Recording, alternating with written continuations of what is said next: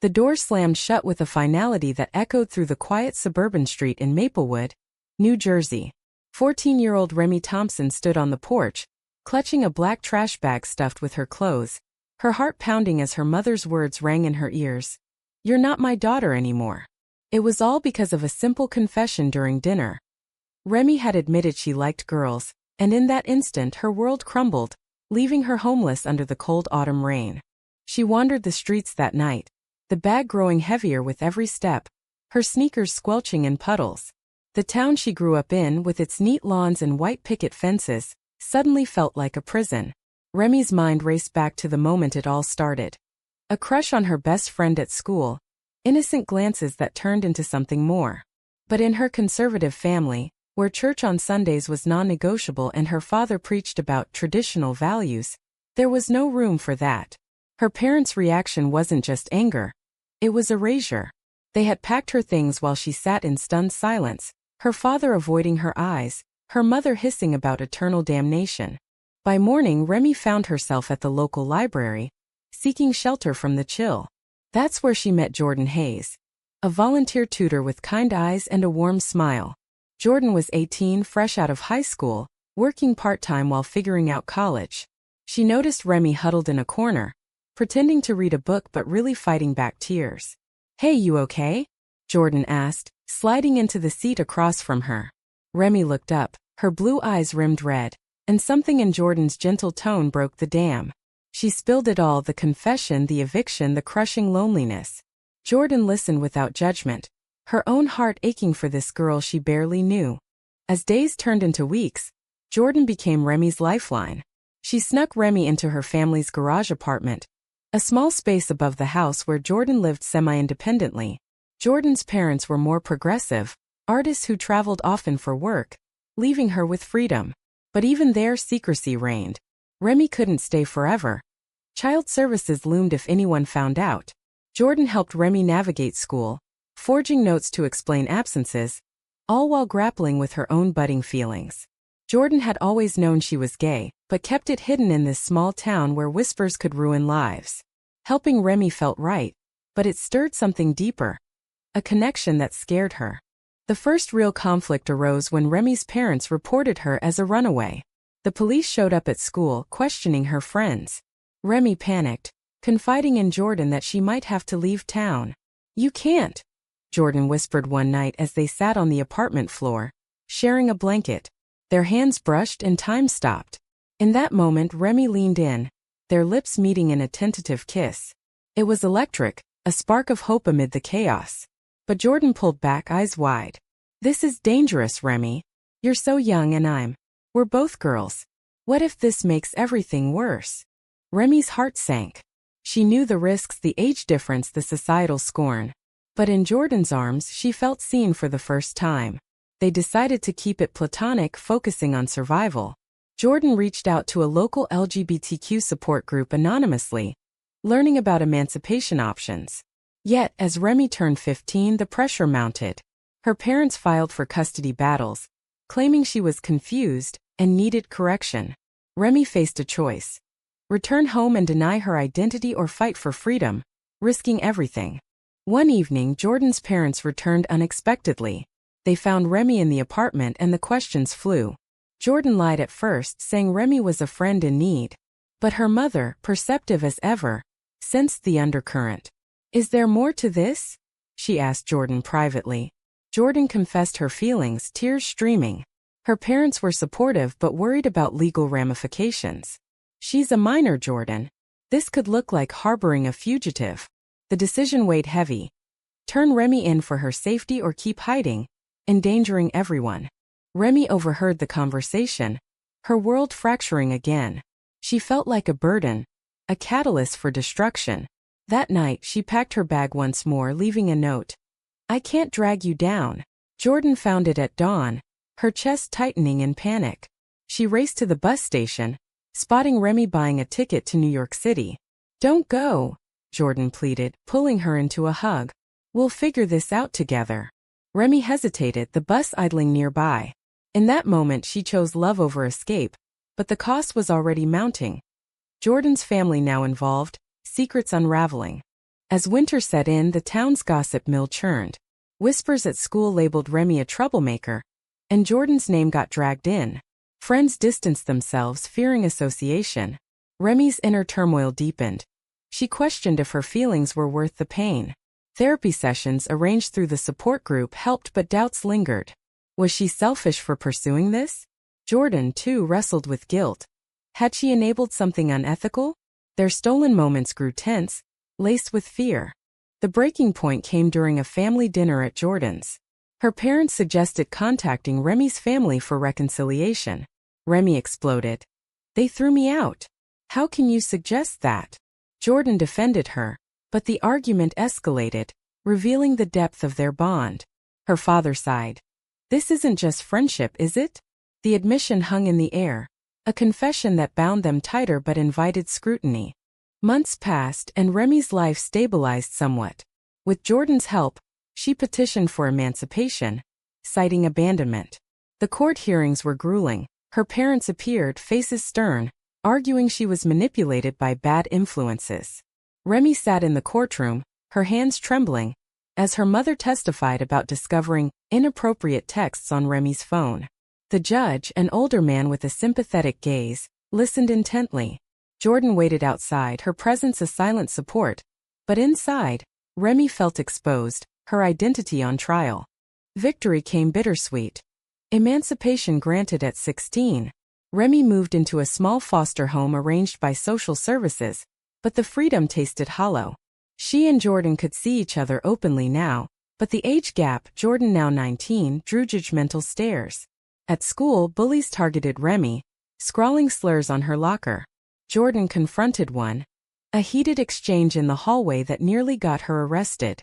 "You're worth it," Jordan said later, bandaging a scraped knuckle. But Remy wondered if the constant battles were eroding their joy. Their relationship deepened amid the storms. Quiet evenings in Jordan's apartment became sanctuaries. Sharing dreams, Remy aspiring to art school, Jordan eyeing psychology. But societal pressures infiltrated. Jordan's college applications suffered. Distractions from the drama affected her grades. Friends warned her. "She's too young, this won't last." Jordan brushed it off, but seeds of doubt sprouted. One night, after a particularly vicious online rumor spread, Jordan snapped. "Maybe we should take a break," she said, voice cracking. Remy's world tilted. "Is that what you want?" The silence answered. The separation lasted weeks, a torturous void. Remy threw herself into therapy, unpacking layers of trauma. The rejection, the self-doubt. She realized her parents' actions stemmed from fear, but forgiveness felt impossible. Jordan, meanwhile, confided in a college counselor, admitting her internal conflict. Love versus responsibility. Was she taking advantage? The counselor urged reflection, but Jordan's heart pulled her back. Reunion came unexpectedly at a pride event in nearby Philadelphia. Remy attended with new friends from the support group, her first taste of community. Spotting Jordan in the crowd, their eyes met across the sea of rainbows. Words unnecessary, they embraced, apologies whispered. "I can't stay away," Jordan admitted. But the moment was tainted when Remy's father appeared, having tracked her down. "Come home," he pleaded, eyes desperate. Remy froze, the crowd blurring. Jordan stepped forward. She is home, with people who accept her. The confrontation escalated, her father accusing Jordan of corruption. Police intervened, but the damage was done, old wounds reopened. Back in Maplewood, the incident fueled more drama. Remy's mother called, begging for reconciliation but with conditions. Therapy to fix her. Remy refused, hanging up mid-sentence. The rejection empowered her but isolated her further. Jordan's family, once supportive, grew cautious. Her mother suggested distance. "Think about your future." Jordan rebelled, moving out to a shared apartment with friends, inviting Remy over often. But finances strained, Jordan worked double shifts, exhaustion creeping in. A betrayal loomed when Jordan's ex-girlfriend from high school, Mia, resurfaced. Mia, bitter from their breakup, spread lies online. Claims of grooming. The post went viral in local groups, tagging Jordan's workplace. Panic set in. Jordan's boss called her in, questioning her character. "It's not true," Jordan insisted, but doubt lingered. Remy, seeing the toll, confronted Mia herself. A tense meeting at a coffee shop. "Why are you doing this?" Remy demanded. Mia smirked. "Because she chose you over me." The revelation hit hard. Jordan had ended things with Mia shortly before meeting Remy. Guilt consumed Remy. Had she unwittingly caused this? She distanced herself, ignoring Jordan's calls. Jordan, desperate, showed up at the foster home. "Mia lied to hurt us," she explained. But Remy's walls were up. "Maybe she's right. I'm ruining your life." The argument peaked with tears and accusations, ending in a painful silence. Jordan left, heart shattered, questioning every decision. Weeks of no contact amplified the void. Remy focused on school, excelling in art as an outlet. Her drawings captured raw emotion, figures entwined in shadows, symbolizing forbidden love. Jordan, meanwhile, sought solace in journaling, dissecting her choices. Was love worth the wreckage? A chance encounter at the library, where it all began, reignited the spark. "I miss you," Remy whispered. Jordan nodded. "Me too." They agreed to try again, slower, with boundaries. But external forces persisted. Remy's emancipation brought independence but also bills. She got a part-time job at a diner, where co-workers gossiped. One evening, a customer recognized her from the rumors, hurling slurs. Remy quit on the spot, pride intact but wallet empty. Jordan offered help, but Remy refused, determined to stand alone. This independence clashed with their bond, breeding resentment. The ultimate test came during Thanksgiving. Jordan invited Remy to her family's dinner. A gesture of inclusion. But tensions simmered, her parents' subtle disapproval evident. Midway through, Remy's phone buzzed. A message from her mother. "We miss you. Come home." Emotion overwhelmed her. She excused herself, stepping outside. Jordan followed. "Don't let them manipulate you," Remy snapped. "They're my family." The fight exposed cracks. Remy's lingering hope for acceptance versus Jordan's realism. The holiday fallout lingered like a fog. Remy and Jordan reconciled, but trust frayed. Remy secretly messaged her parents, testing waters. Responses were mixed, remorse laced with conditions. "If you leave that lifestyle," her father wrote. Remy deleted the thread, but the seed was planted. Could she compromise for family? Jordan sensed the shift, confronting Remy one snowy evening. "Are you talking to them?" Remy admitted it, sparking fury. "After what they did, they threw you out," Jordan yelled. Remy countered. "They're changing." Maybe. The argument revealed deeper divides. Remy's yearning for belonging versus Jordan's protective instincts. They slept apart that night, the apartment feeling colder. Societal backlash intensified. A local newspaper ran a story on troubled youth, anonymizing but clearly referencing Remy. Comments online were vicious, debating morality. Jordan's college acceptance hung in balance. Admissions reviewed her character. She confided in Remy. "This could ruin my dreams." Remy felt the weight, offering to end things. "No," Jordan said firmly. "We fight together." But the strain showed, sleepless nights, whispered doubts. A pivotal moment arrived when Remy's support group organized a panel on family reconciliation. Remy attended, sharing her story. Hearing others' tales of betrayal and healing stirred conflict. One speaker advocated forgiveness. Another warned against it. Remy left conflicted, calling her mother impulsively. "Can we meet?" The agreement was tentative, a neutral park. Jordan opposed it vehemently. "It's a trap."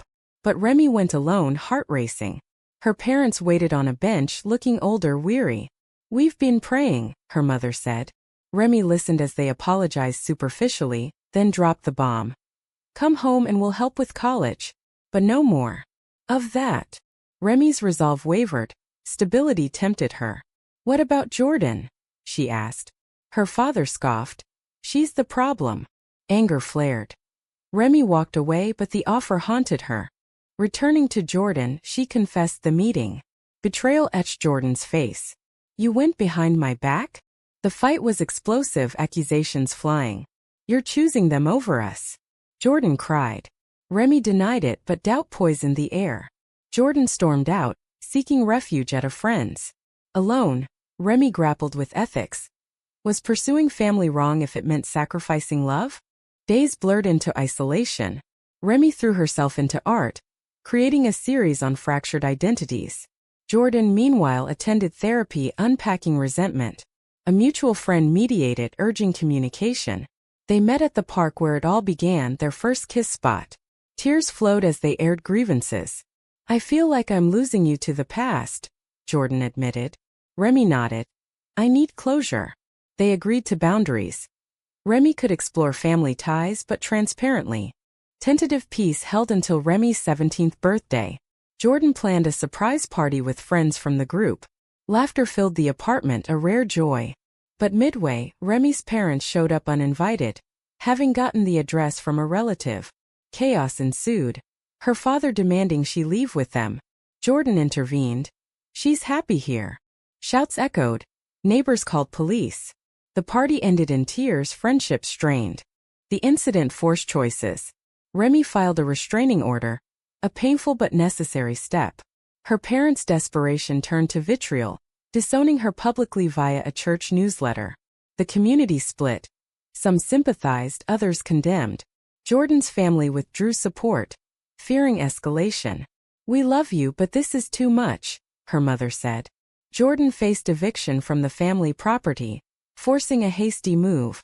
In the new cramped apartment, their bond tested limits. Finances dwindled. Jordan deferred college, working full-time. Remy contributed from her job, but resentment brewed. This is because of me, Remy whispered one night. Jordan shook her head. No, because of hate. But the toll mounted. Exhaustion led to snaps, small arguments amplifying. A ray of hope emerged when Jordan connected with an LGBTQ advocacy organization. They offered scholarships, counseling. Remy applied for art grants, dreaming big. But shadows persisted. Mia, the ex, struck again, filing a false report to child services claiming abuse. Investigators arrived, questioning everything. Jordan defended fiercely, but the scrutiny humiliated them. Clearance came, but scars remained. Remy questioned morality. Was their love defying odds or defying sense? Jordan pondered the same, journals filled with pros and cons. A weekend getaway to the mountains provided respite, hiking, honest talks. We've paid dearly, Jordan said by the fire. Remy agreed. But I choose you again. Renewal sparked, but reality awaited. Back home, a letter from Remy's parents. Final disownment, cutting ties. Devastation hit, but also liberation. Remy burned it symbolically, choosing forward motion. Yet the act divided friends, some praised strength, others saw cruelty. 18 now, Remy stood on the cusp of adulthood. Emancipation complete. She enrolled in community college for art. Jordan beside her in psychology classes. Their relationship matured, but past traumas lingered like ghosts. Small triggers, a family ad on TV sparked meltdowns. Jordan suggested couples therapy. Remy resisted at first, fearing judgment. We're strong, she insisted. But a session revealed buried resentments. Remy's secrecy with her parents, Jordan's overprotectiveness. Therapy unearthed Mouthwandao Duk. Was Jordan's initial help ethical? Given the age difference? The therapist navigated carefully, emphasizing consent and growth. Sessions became battlegrounds, then bridges. I felt responsible, Jordan confessed. Remy nodded. And I felt saved. Healing began, but slowly. Societal winds shifted slightly. A local pride parade drew crowds, including allies. Remy and Jordan marched, hands linked, a public declaration. Cheers buoyed them, but jeers reminded of hate. A thrown bottle missed narrowly, shattering nearby. Fear reignited. Jordan wanted to retreat, Remy to fight. We can't hide forever, Remy argued. The divide grew. Activism versus safety. Jordan's college dreams revived with a scholarship. But it meant relocating to Boston. Come with me, she pleaded. Remy hesitated. Her art program tied her to New Jersey. The decision loomed. Long distance or separation? Debates turned heated. You're choosing career over us, Remy accused. Jordan retorted. I'm building our future. Compromise eluded. Resentment festered. A betrayal blindsided them.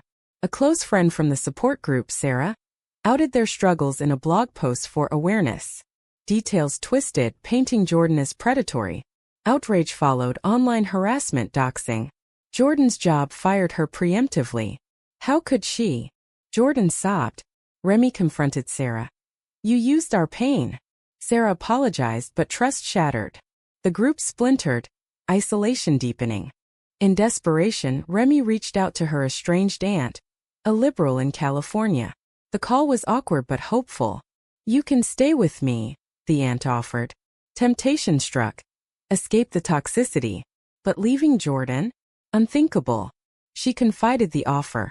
Jordan's reaction mixed relief and hurt. Go if you need to. The word stung, implying burden. The climax built during a storm-lashed night. Power out, they argued by candlelight. We've sacrificed enough, Jordan said. Remy countered. Love requires it. Emotions peaked. Jordan admitted doubts. Sometimes I wonder if we're right for each other. Remy's heart broke. Then end it. Silence stretched. Jordan whispered. I can't. Morning brought clarity. They decided on long distance, Jordan moving to Boston. Tearful goodbyes at the station. Promises of visits, calls. But distance amplified cracks. Late-night texts turned accusatory. Missed calls, jealousy over new friends. Jordan befriended a classmate, Riley, whose similarities to Remy sparked paranoia. Remy's art flourished, exhibitions drawing praise. But success felt empty without Jordan. A gallery opening coincided with a visit.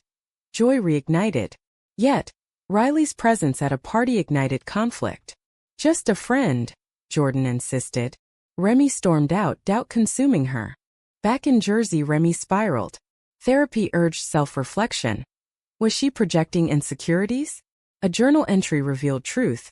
Fear of abandonment rooted in her parents. She called Jordan, apologizing. Reconciliation via video, but fragility remained. Jordan's studies thrived, but homesickness hit. A surprise visit turned disastrous when Remy's new roommate, oblivious, flirted innocently. Misunderstanding escalated. Jordan left early. This isn't working, she texted later. Remy panicked, driving to Boston overnight. Confrontation at Jordan's dorm. Tears, truths. We're damaging each other, Jordan said. Remy pleaded. Or strengthening. They agreed to pause, space to heal. Months of no contact, agonizing growth. Remy traveled to California, staying with her aunt. New perspectives. Stories of resilience. Jordan immersed in activism, channeling pain. Reconnection came via a mutual friend's wedding. Seeing each other, sparks flew. I've grown, Remy said. Jordan smiled. Me too. Tentative steps toward rebuilding, but with caution. Years blurred. Remy 20, Jordan 24. Separate lives intertwined sporadically, holidays, milestones. Remy's art career bloomed, pieces exploring identity selling nationwide. Jordan graduated, counseling queer youth. Their paths crossed at conferences, old flames flickering. A reunion in New York City, neutral ground. Dinner led to walks, confessions. I never stopped loving you, Jordan admitted. Remy echoed but added, we've paid dearly. They weighed pros. Maturity, understanding. Cons, scars, distance. Decision time, try again? They did cautiously. Living together in Brooklyn, blending lives. But ghosts haunted. Family calls ignored, societal stares endured. Remy's exhibition featured their story abstractly. Critics praised depth, but personal backlash followed. Jordan's clients mirrored their past, triggering empathy and exhaustion. A final conflict arose when Remy's mother, ill, reached out. See her, Jordan urged. Remy visited the hospital, confronting pain. I'm sorry, her mother whispered. Forgiveness tentative but cathartic. Returning, Remy shared. It doesn't erase, but it helps. Jordan nodded, her own family mending fences. Happiness bloomed but tempered. Betrayals taught wariness. Choices defined them. Weddings attended as a couple, pride in strides. Yet questions lingered, had they chosen right? In quiet moments they reflected on the journey. From eviction to emancipation, love to loss, reunion. The price. Fractured families, lost friends, emotional scars. But gains. Authenticity, resilience. As they stood on a Brooklyn bridge at sunset, hands linked, Remy asked, was it all worth it? Jordan squeezed. Yes. But the world watched, judging. Is true love justified if it demands such profound sacrifices from everyone involved?